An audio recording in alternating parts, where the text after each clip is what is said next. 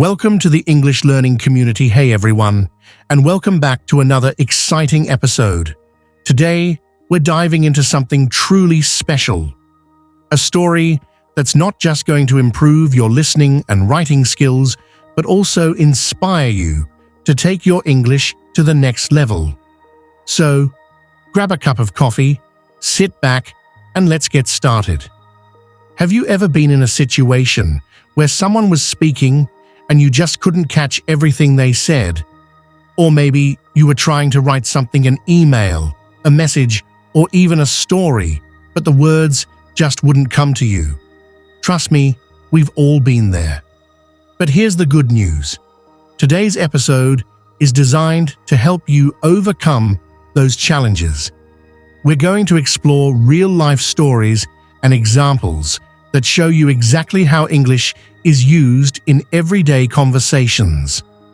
These stories are packed with practical vocabulary, natural sentence structures, and tips that will boost your confidence and fluency. By the end of this episode, you'll not only understand English better, but also feel more comfortable using it in your own life. But before we dive into the story, I want to ask you a few questions. These are meant to get you thinking and set the stage for what's coming next. So, as you listen to today's episode, keep these questions in mind. 1. Have you ever felt nervous about speaking English because you were afraid of making mistakes? 2. What's one situation where you struggled to understand someone speaking English? 3. When you write in English, do you sometimes feel like you're missing the right words? These questions are more than just food for thought. They're the foundation of what we're about to explore. The story you're going to hear today is all about overcoming fear, embracing mistakes, and finding the courage to keep going.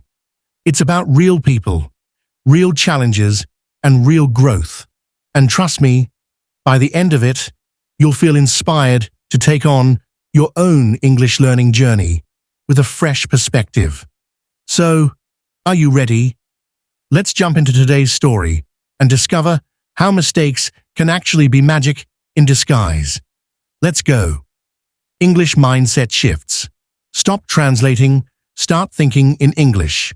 The struggle with translation. Lily lived in a bustling city in the United States, a place where everyone seemed to speak English effortlessly. She had grown up speaking Spanish at home, but she had been learning English since childhood. Lily's parents had always encouraged her to learn English, seeing it as the key to better opportunities. As a result, she'd excelled in grammar, vocabulary, and even reading. But when it came to speaking, that was a different story. Every time Lily tried to speak English, she would mentally translate from Spanish. It was like a constant, invisible battle in her mind. She would hear a word in English and instinctively think about how to translate it into Spanish. This took time, and by the time she finally had the translation ready, the conversation had already moved on. Lily often felt like an outsider in conversations, as if she couldn't keep up with the speed and flow of the English speakers around her. One day, she was sitting in her favorite cafe when a conversation between two of her colleagues caught her attention. They were talking about a work project, and the way they switched from one idea to the next, speaking so fluidly, amazed her. "I wish I could speak like that," Lily thought to herself, sipping her coffee. "They don't seem to think before they speak. It's like their words just flow. Why can't I do that?" A part of her felt jealous. She had been trying to speak fluently for so long, but it always felt like she was trapped in the space between thinking in Spanish and speaking in English. She knew the words, but her mind wasn't fast enough to produce them in the right order in real time. As she sat there, her phone buzzed. It was a message from her friend, Sophia. "Sophia, hey, do you want to meet up later? We can chat about our upcoming trip." Lily felt a familiar knot in her stomach. Talking with Sophia was easy. Sophia spoke both Spanish and English, so they would often switch between the two languages without thinking much about it. But the thought of speaking with others at work or in social settings, especially in all-English conversations, filled her with anxiety. She didn't want to be the person who hesitated and translated every word in her mind. It felt like a barrier she couldn't cross. Lily thought for a moment before typing back. Lily, sure, sounds good. Let's meet at 6. Even as she typed, she found herself pausing to think about the words in her head. Why couldn't she just think in English, like everyone else? The turning point. The next day at work, Lily sat at her desk, trying to focus on her tasks. She was doing some research for a new project and had to gather information from various sources. But every time she read an article in English, she found herself mentally translating each sentence back into Spanish to understand it better. It was exhausting. Her boss, David, walked by and noticed her frustration. "Hey Lily, you okay?" he asked, sitting down across from her. Lily sighed. "Yeah, just trying to focus on this project, but I keep getting stuck. I know all the words, but it's like my brain keeps translating everything back to Spanish, and I can't think fast enough." David smiled, understanding the feeling. "I get it. It's like your brain has a built-in translation tool, right?" Lily nodded. "Exactly. It's like I can't just think in English. I have to translate everything." David paused for a moment, then said, "You know, when I first started speaking Spanish, I had the same issue. I would translate everything from English to Spanish in my head before I spoke, and it slowed me down. But after a while, I started thinking in Spanish, not just translating. It's a mindset shift." Lily looked at him curiously. "A mindset shift?" David nodded. "Yeah, when you stop translating, you start thinking in English. It takes time, but it's the only way to really become fluent. Trust me, it'll feel awkward at first, but that's how you break free from the translation habit." Lily thought about this for a moment. "So, you're saying I need to stop translating in my head and just think in English?" David smiled again. "Exactly. It's not about learning more words or grammar. It's about changing the way you approach the language. Once you stop thinking in your native language, you'll start speaking English without hesitation." The first steps. Lily didn't know if she was ready for such a big change, but David's words stayed with her.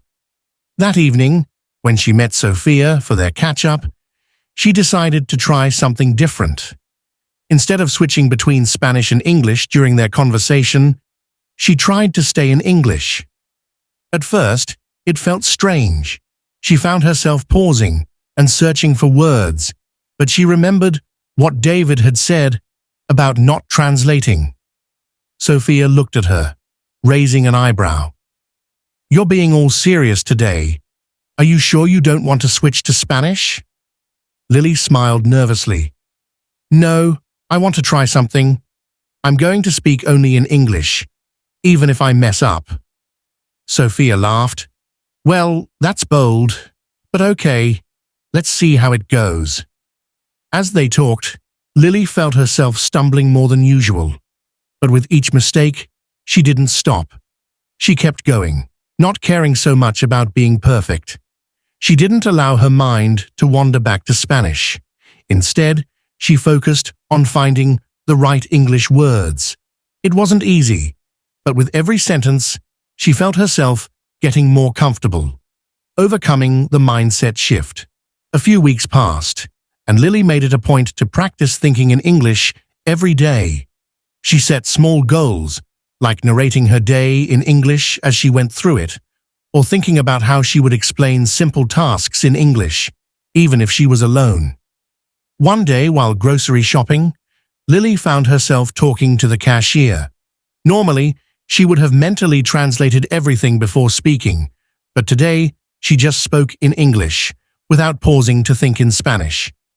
"How's your day going?" the cashier asked. Lily didn't hesitate. "It's going well, thanks. I'm just picking up some groceries for the week." The cashier smiled. "That's great. Are you making something special for dinner?" Lily nodded. "Yeah, I'm going to make spaghetti tonight. It's my favorite." By the time she paid and left, Lily realized something. For the first time, she hadn't translated anything in her head. It had been a smooth, natural conversation. She hadn't thought about switching between languages. She had just thought in English, and it felt freeing. Confidence builds. As the weeks passed, Lily's confidence grew. She stopped relying on translation as a crutch, and her English began to flow more naturally. At work, she started contributing to meetings without thinking twice. Her colleagues noticed the difference, and her boss, David, praised her for her progress. One afternoon, David called her into his office. "Lily, I've noticed something amazing lately. You've been speaking English so much more confidently. You've come a long way." Lily smiled, feeling a wave of pride wash over her. "Thank you, David." Lily was feeling more confident with her English, but that didn't mean everything went smoothly. In fact, her journey to fluency was filled with hilarious oops moments.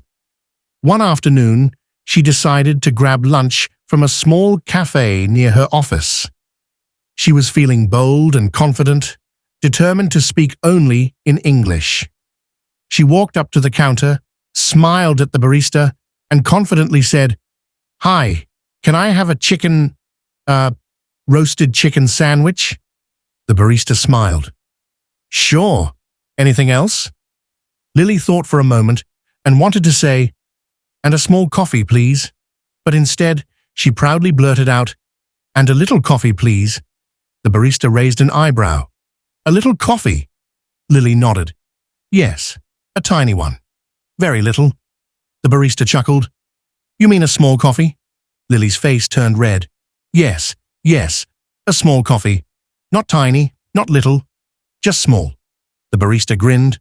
"Got it. One sandwich and a small coffee." Lily laughed at herself as she walked away with her order. It was a simple mistake, but these little errors were part of the learning process. Instead of getting embarrassed, she decided to embrace them. Part 7. The Shower Thoughts. Experiment. One of the best pieces of advice David had given her was talk to yourself in English. Lily took this advice a little too seriously. Every morning she started practicing English while getting ready. She'd look in the mirror and have full conversations with herself. "Good morning, Lily. How are you?" she would say with a big smile. Then she'd respond to herself in a dramatic voice, "Oh, I'm fine, thank you. I slept great. And you?" Her roommate Emily started noticing. One day, Emily knocked on the bathroom door. Lily, are you okay?" Lily froze. Yeah, just practicing English," Emily laughed. "Okay, just checking. I thought you had an invisible friend in there." Lily couldn't stop laughing. Maybe talking to herself in the mirror seemed weird, but it was working. The more she did it, the more natural English felt. Thinking in English, the real test one evening, Lily was walking home when she realized something crazy. She wasn't translating in her head anymore. She saw a dog on the street and thought, "That dog looks so happy." She saw a sign and read it automatically without thinking in Spanish first. For the first time, her brain wasn't doing the exhausting translation gymnastics. It was like she had finally switched to English mode. Feeling excited, she called Sophia. "Guess what? I think I just thought in English," Sophia laughed. Congratulations." "No, seriously, I saw a dog and thought about it in English first. No Spanish, just English. This is big." Sophia giggled. "Lily, I love you. but only language learners get excited about thinking. Lily didn't care. This was a big moment. She was finally making the shift. The ultimate challenge. A work presentation just when Lily was feeling confident. Life decided to throw a new challenge at her. David called her into his office. "Lily, you're doing great. I want you to present at our next team meeting." Lily's brain went into emergency mode. "Me? A presentation? In English?" David nodded. "Yep, you can do it. Just keep thinking in English, and you'll be fine." Lily gulped. "Oh no.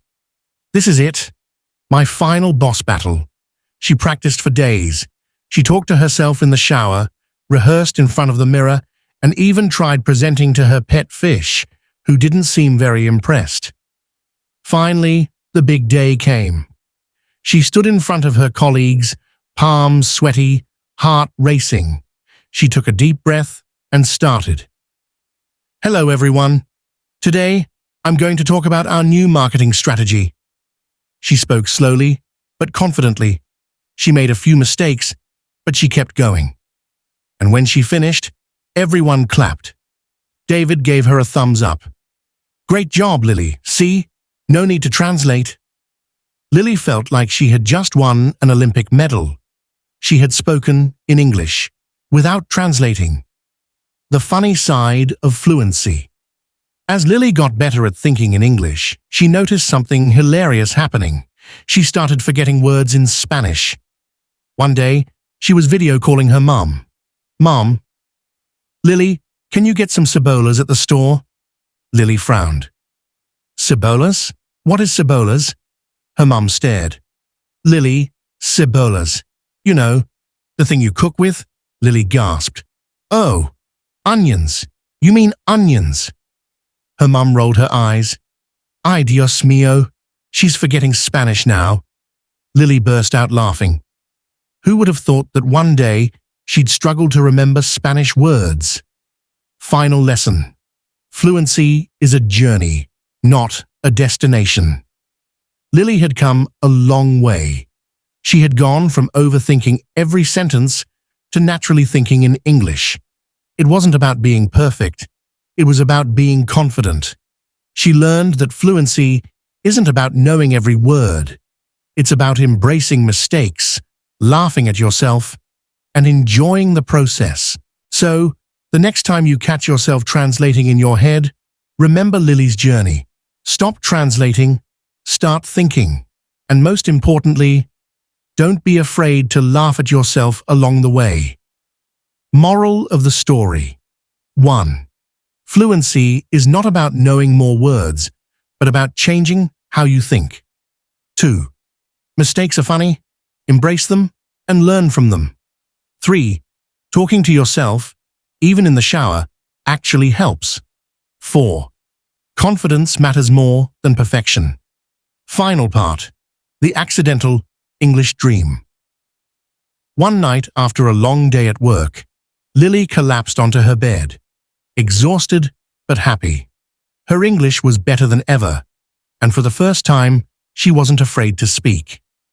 As she drifted off to sleep, something magical happened. She had a dream, and in that dream, she was speaking English, not Spanish, not Spanglish, pure, fluent English. She was in a fancy restaurant, confidently ordering food.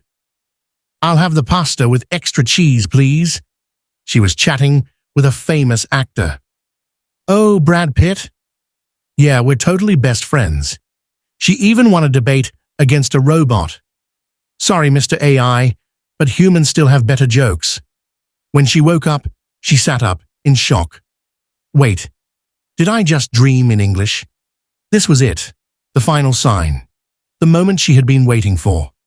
She grabbed her phone and called Sophia. "Sophia, listen, I had a dream, and I was speaking English in it." Sophia groaned. "Lily, it's 6 a.m. Are you seriously waking me up to tell me this?" "Yes, this is big. I've made it. My brain has finally switched." Sophia yawned. "Wow, congrats. Now go back to sleep and dream about giving me coffee." Lily laughed and put her phone down. She had done it. She had stopped translating. She had started thinking in English. And now, she was even dreaming in it. Fluency wasn't just about words, it was about mindset. And Lily had finally made the shift. As she lay back down, she smiled to herself. Next goal, dream in English, with subtitles. And with that, she drifted off again, excited for whatever came next in her journey.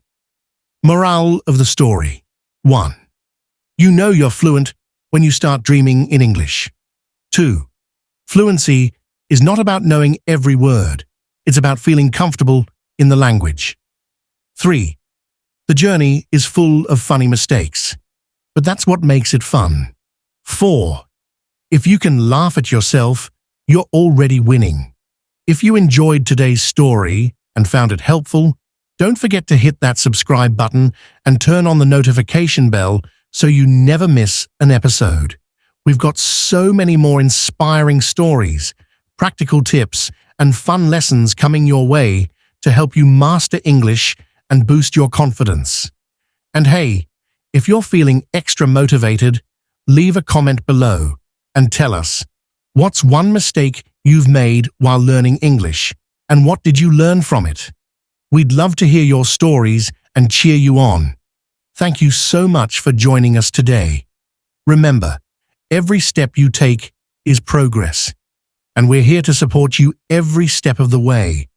Until next time, keep learning, keep growing, and keep believing in yourself.